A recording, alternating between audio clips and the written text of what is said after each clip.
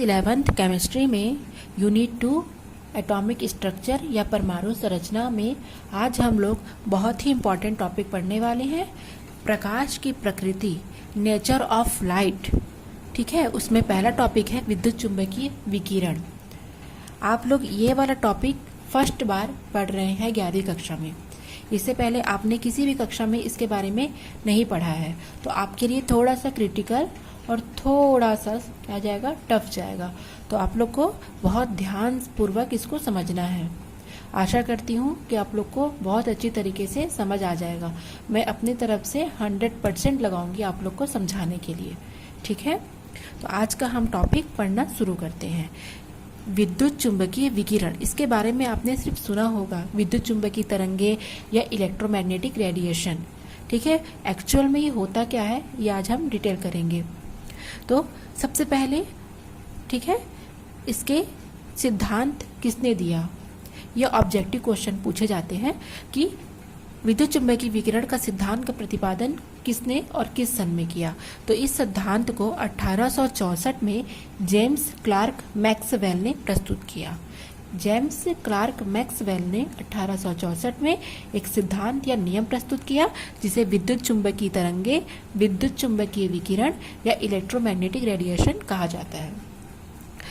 नाम से स्पष्ट है, विद्युत और चुंबकीय क्षेत्र में जो रेडिएशन या विकिरण उत्पन्न होता है उसको हम विद्युत चुंबकीय विकिरण कहते हैं। ठीक है, तो परिभाषा देखने से पहले हम कुछ बातें जानेंगे। आप लोगों ने कुछ किरणों के बारे में सुना होगा, जैसे कि गामा किरण, एक्स किरण, जिसको हम एक्सरे कहते हैं, जो मेडिकल फील्ड में बहुत ज़्यादा यूज़ होता है। कहीं कर भी हड्डी टूट जाती है तो एक्सरे करवाते हैं डॉक्टर, तो आपने एक्स किरण सुना होगा, गामा किरण सुना होगा, है ना। और इसको बोलते हैं पराबैंगनी अल्ट्रावायलेट पराबैंगनी विकिरणें, इसको बोलते हैं अवरक्त किरणें, जिसको बोलते हैं इंफ्रारेड विजिबल अर्थात दृश्य प्रकाश। और दृश्य प्रकाश के दृश्य किरणों के बारे में आपने सुना होगा, जो कि 7 प्रकार के होते हैं, जो 7 रंग होते हैं, जिसको हम विबग्योर बोलते हैं। ठीक है, और जो श्वेत प्रकाश में हमको प्राप्त होते हैं। तो और आपने रेडियो वेव सुना होगा, जो जितने भी आप रेडियो वगैरह का संचार होता है इसमें जो तरंगे पाई जाती हैं उसको रेडियो वेव कहते हैं। जो आप खाते हैं तला भुंजा समोसा वगैरह जो माइक्रोवेव में बनते हैं, तो माइक्रोवेव भी एक तरंगे होती हैं, बहुत सूक्ष्म तरंगे होती हैं। तो ये सब तरंगे विद्युत चुंबकीय तरंगों पर ही आधारित होती हैं।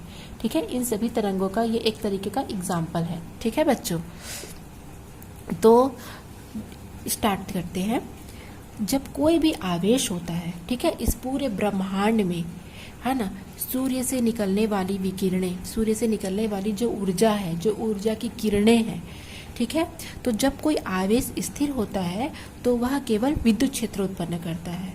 किंतु अगर वो नियत रूप से त्वरण कर रहा है या कंपन कर रहा है, ठीक है, तो वो विद्युत और चुंबकीय दोनों क्षेत्र उत्पन्न करेगा, उसके साथ साथ एक प्रकार का विकिरण भी उत्पन्न करता है, जिसे हम विद्युत चुंबकीय विकिरण कहते हैं। ठीक है, अब देखिए, सूर्य से आने वाली जो विकिरणें हैं, जो ऊर्जा है, ठीक है, वो पृथ्वी पर कैसे आती होंगी।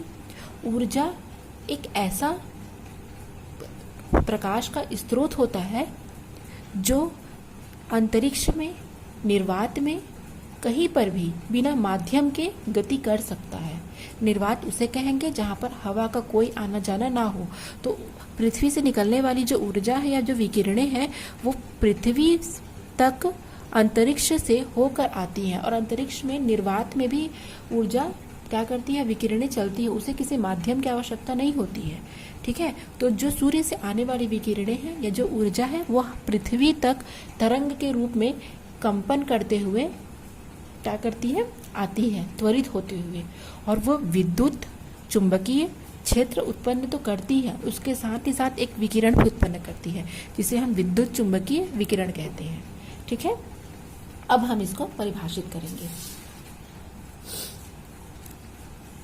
ठीक है, जैसा कि मैक्सवेल ने बताया था, जेम्स मैक्सवेल के अनुसार जब आवेशित कणों को हम त्वरित करते हैं या त्वरित किया जाता है या वो नियत वेग से चलते हैं तो वो एकांतर विद्युत और चुंबकीय क्षेत्र उत्पन्न करते हैं और साथ ही साथ एक तरंग के रूप में, एक विकिरणों के रूप में भी संचरित होते हैं, जिन्हें हम विद्युत चुंबकीय तरंग या विद्युत चुंबकीय विकिरण कहते हैं। ठीक है, तो परिभाषा आप लोग याद कर लेंगे। अब देखिए, जो आवेश आता है, ठीक है, तो ये आवेश की गति है, इसके माध्यम से समझेंगे।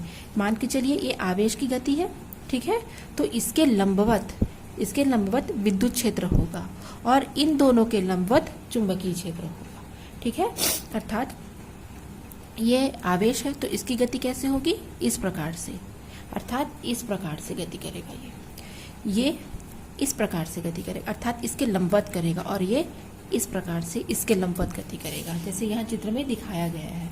ठीक है, ये क्या करते हैं, जो आवेश होता है और जो विद्युत क्षेत्र और जो चुंबकीय क्षेत्र होता है वो एक दूसरे के लंबवत ही गति करते हैं। ठीक है, जहाँ पर Q क्या है, संचरण की दिशा है, E क्या है, विद्युत क्षेत्र का घटक है, और M क्या है, मैग्नेटिक या चुंबकीय क्षेत्र का घटक है। ठीक है, अब हम क्या करेंगे, विद्युत चुंबकीय विकिरण की परिभाषा जान लेने के बाद अब हम इसकी तरंग प्रकृति के बारे में पढ़ेंगे। तो विद्युत चुंबकीय तरंग की प्रकृति क्या होती है। ऊर्जा का उत्सर्जन सतत रूप से विकिरण या तरंग के रूप में होता है, अर्थात जो सूर्य से आने वाली जो हमारे पास ऊर्जा है या जो विकिरणें हैं वो सतत रूप से आती है, एक समान रूप से तरंग के रूप में पृथ्वी तक आती हैं। दूसरा, इन तरंगों में विद्युत तथा चुंबकीय क्षेत्र पाए जाते हैं जो कि एक दूसरे के लंबवत क्रियाशील होकर के कंपन करते हैं। ठीक है, तो ये जो तरंगे आती हैं सौर मंडल से पृथ्वी तक, वो तरंगे विद्युत और चुंबकीय दोनों क्षेत्र उत्पन्न करती हैं। क्यों? क्योंकि वो एक दूसरे के लंबवत होती है और एक दूसरे के लंबवत होने के कारण वो बहुत ही क्रियाशील और बहुत ही कंपित होती है। वो त्वरित क्या करती है, एक प्रकार का कंपन उत्पन्न करती है, और कंपन होने के कारण क्या होता है, विद्युत और चुंबकीय क्षेत्र उत्पन्न होते हैं। तरंग का फैलाव या संचरण विद्युत तथा चुंबकीय क्षेत्र के लंबवत होता है तथा इसके लिए उन्हें किसी माध्यम की आवश्यकता नहीं होती है, वे निर्वात में भी गति कर सकते हैं। जैसे कि मैंने बताया, सूर्य से आने वाली जो ऊर्जा है वो अंतरिक्ष से होते हुए पृथ्वी तक आती है, अर्थात वो निर्वात में भी गति कर सकती है, उसे किसी भी प्रकार के माध्यम की आवश्यकता नहीं होती है। ठीक है बच्चों, अगला पॉइंट है, इन तरंगों का जो वेग होता है वो प्रकाश का जो वेग होता है 3.0 10⁸ मीटर प्रति सेकेंड। ठीक है, तो प्रकाश के वेग के बराबर होती है। तरंगों का वेग प्रकाश के वेग के बराबर होता है तथा इन तरंगों की जो आवृत्ति है और तरंग धैर्य है वो अलग अलग होती है। अलग अलग आवृत्ति और तरंग धैर्य लिए हुए ये तरंग क्या करते हैं, पृथ्वी तक आते हैं और इनका जो वेग होता है वो प्रकाश के वेग के बराबर ही होता है। ठीक है, अगला है, विद्युत चुंबकीय विकिरण कई प्रकार की होती है, बहुत सारी होती है, और इनकी तरंग धैर्य और आवृत्ति भी एक दूसरे से बिल्कुल डिफरेंट होती है। ठीक है, और ये एक साथ मिल करके विद्युत चुंबकीय स्पेक्ट्रम बनाती है। इसके बाद हम नेक्स्ट टॉपिक विद्युत चुंबकीय स्पेक्ट्रम ही पढ़ने वाले हैं। तो आप विद्युत चुंबकीय स्पेक्ट्रम किसे कहेंगे वो हम कल की वीडियो में देखेंगे। ठीक है, स्पेक्ट्रम के भिन्न भिन्न क्षेत्र होते हैं, जैसे रेडियो तरंगे, ठीक है, और जिसे हम रेडियो आवृत्ति क्षेत्र भी कहते हैं, माइक्रोवेव, इंफ्रारेड, ठीक है, विजिबल, एक्स किरणें, गामा किरणें, अल्ट्रावायलेट किरणें, ये सभी प्रकार की जो विकिरणें होती हैं ये एक प्रकार की विद्युत चुंबकीय विकिरणें ही होती हैं। ठीक है, थोड़ा सा क्रिटिकल है क्योंकि आप फर्स्ट टाइम पढ़ रहे हैं, परंतु बिल्कुल भी कंफ्यूज नहीं होना है आप लोग को। कुछ भी डाउट होने पर मैं आपका सारे समस्याओं का निवारण करूंगी। ठीक है, आपको उसका बिल्कुल चिंता करने की जरूरत नहीं, आप बस समझने के लिए और पढ़ने के लिए प्रिपेयर होइए। स्क्रीनशॉट ले सकते हैं आप।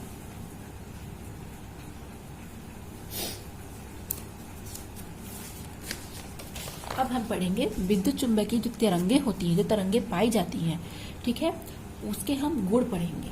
अब तक हमने परमाणु कण के रूप में देखा था, अब हम सबको तरंग के रूप में पढ़ेंगे आगे इसी चैप्टर में।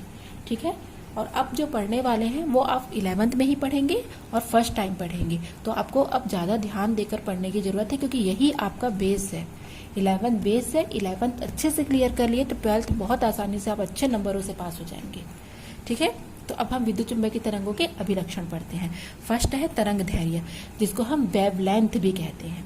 तो किसे कहेंगे?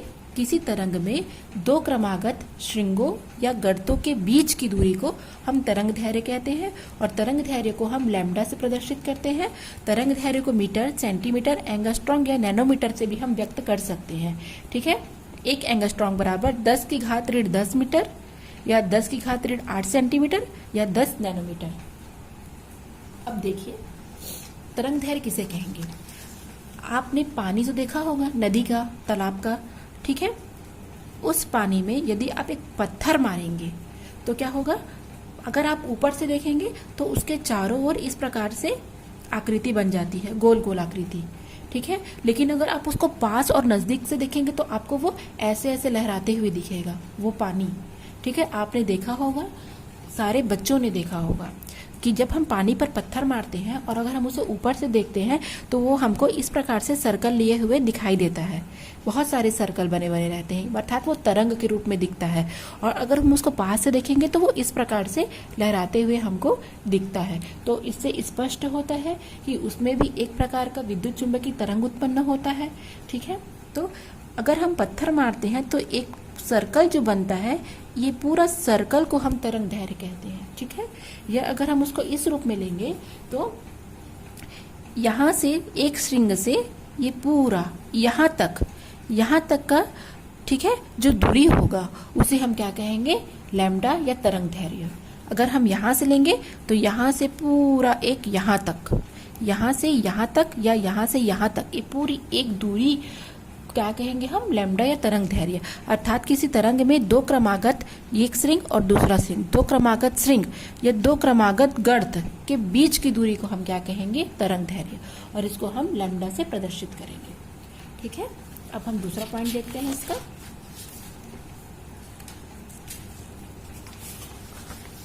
इसका हम दूसरा पॉइंट देखेंगे, तरंग आवृत्ति, ठीक है। तरंग आवृत्ति के बारे में अब हम पढ़ेंगे।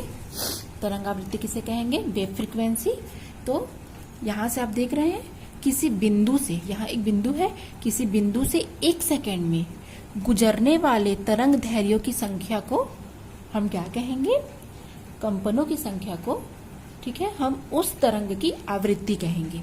आप देख रहे हैं यहाँ पर दो बिंदु है, एक यहाँ से एक श्रृंग और एक गर्त होते हुए, फिर यहाँ से एक श्रृंग और एक गर्त होते हुए, अर्थात यहाँ पर दो क्या बन रहे हैं? तरंग दैर्घ्य बन रहे हैं, ठीक है। तो किसी बिंदु से एक सेकेंड में गुजरने वाले जितने तरंग दैर्घ्य की संख्या है या एक सेकेंड में जितने बार वो कंपन कर रहा है, उसे हम क्या कहेंगे? उसे हम उस तरंग की आवृत्ति कहेंगे, फ्रीक्वेंसी कहेंगे, और इसको हम न्यू से प्रदर्शित करते हैं। और इसकी इकाई साइकिल पर सेकेंड या चक्र प्रति सेकेंड होता है, और इसको एक हर्ट्ज नामक वैज्ञानिक ने इसकी खोज की थी, इसलिए इसके उसी के नाम पर हर्ट्ज भी कहा जाता है। आवृत्ति को हर्ट्ज से भी हम प्रदर्शित करते हैं, ठीक है। तो एक साइकिल पर सेकेंड बराबर 1 हर्ट्ज या 1 किलो हर्ट्ज बराबर 10 की घात ऋण 3 हर्ट्ज, ठीक है। एक बार और आपको क्लियर करा देती हूँ। एक बिंदु से, किसी बिंदु से एक सेकंड में जितनी तरंग दैर्घ्य गुजर रही है, अर्थात जितने श्रृंग और गर्त, ठीक है, उसे हम आवृत्ति कहेंगे।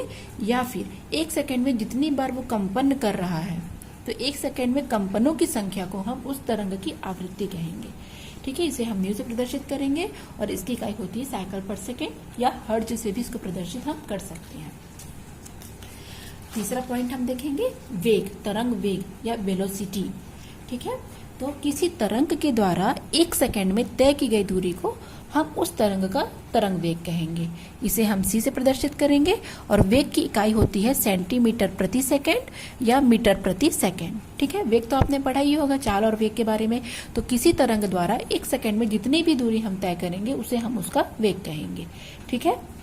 और सी का मान या वेग का मान 3.08 10 की घात 8 मीटर प्रति सेकंड होता है, जो कि वायु एवं निर्वात में प्रकाश का वेग होता है।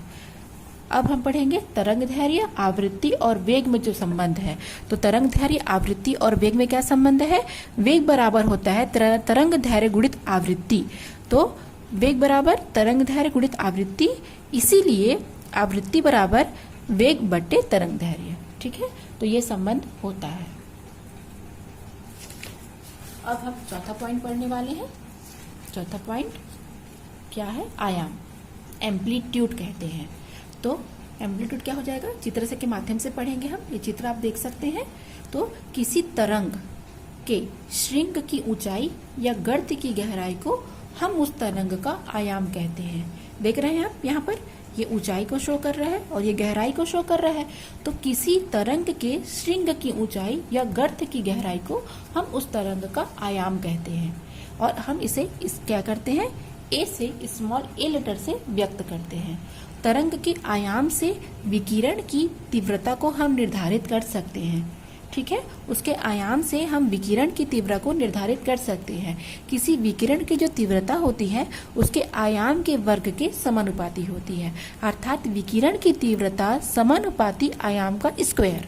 क्योंकि जो विकिरण है, जो आने वाली तरंग से आने वाली जो तरंगे हैं या विकिरण है, ठीक है, वो उसके आयाम के क्या होगी? वर्ग के समानुपाती होगी। ठीक है, तो ये आपका तरंग का हो गया, आयाम का हो गया। अगला पॉइंट है पांचवा पॉइंट, तरंग संख्या। तरंग संख्या को हम न्यू बार से प्रदर्शित करेंगे। तरंग संख्या प्रति सेंटीमीटर में तरंग की संख्या को कहते हैं। प्रति सेंटीमीटर का मतलब है, मान के चलिए यहाँ से यहाँ तक की दूरी, यहाँ तक की दूरी, जितनी दूरी वो तय करेगा, इकाई दूरी में जितने तरंग उत्पन्न हो रहे हैं। ठीक है, एक इकाई की दूरी में जितने तरंग उत्पन्न हो रहे हैं, उस तरंग की संख्या को हम तरंग संख्या कहते हैं। या तरंग संख्या को प्रति सेंटीमीटर में तरंग की संख्या के रूप में व्यक्त कर सकते हैं। इकाई के समय में जितने तरंग के द्वारा उत्पन्न, जितने इकाई दूरी में जितने उत्पन्न तरंगे हैं उसे हम तरंग संख्या कहेंगे और इसको हम न्यू बार से प्रदर्शित करेंगे और इसकी इकाई होगी सेंटीमीटर इनवर्स।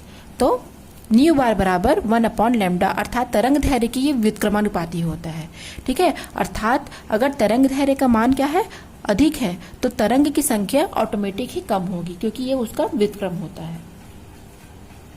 ठीक है बच्चों, और हम अंतिम टॉपिक पढ़ेंगे, तरंग का आवर्तकाल।